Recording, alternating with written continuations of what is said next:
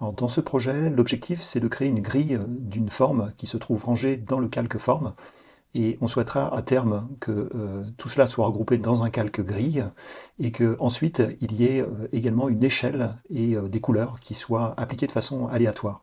Donc dans un premier temps, ce que nous allons faire ici, c'est que nous allons appliquer justement ce prompt. Dans un premier temps, nous allons créer cette grille. Alors, nous prenons comme valeur par défaut 10 colonnes, 10 rangées.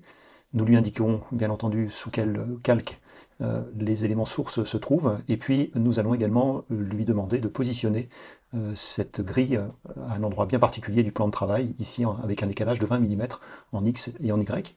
Et nous viendrons ensuite regrouper ces éléments créés dans un groupe forme grille, et ce groupe, nous viendrons contrôler en fait sa présence ou pas, de manière à ce que le script ne vienne pas de manière infinie créer justement ce fameux groupe.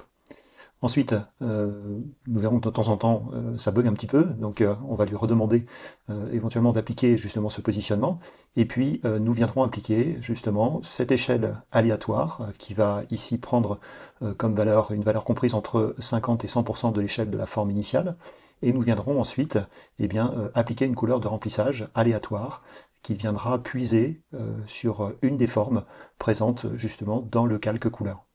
Alors, le résultat final donne ceci.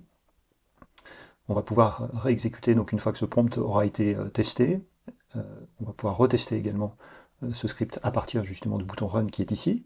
Si jamais vous aviez besoin de lui faire refaire des manipulations, eh bien, vous sélectionnez les éléments, vous venez copier et vous venez ensuite intégrer cela dans un nouveau prompt. C'est ce que j'ai fait en fait ici, et je vais lui demander de réexécuter justement cette tâche. Ensuite, on vient appliquer justement cette échelle aléatoire,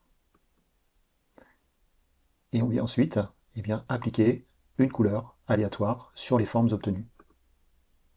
Chaque fois que vous allez cliquer sur le bouton Run, vous allez avoir une répartition de ces couleurs ou une échelle, éventuellement qui va être recalculée en fonction de ce côté aléatoire que vous allez fixer.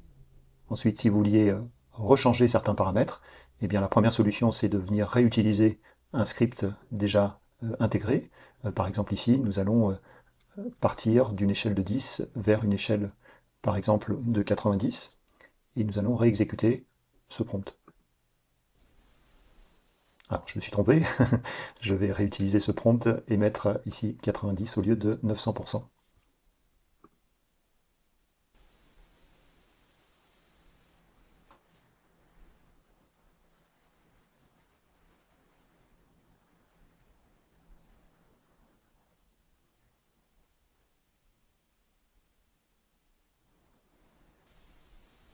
L'état final, ce sera d'enregistrer justement ce script dans un fichier .jsx.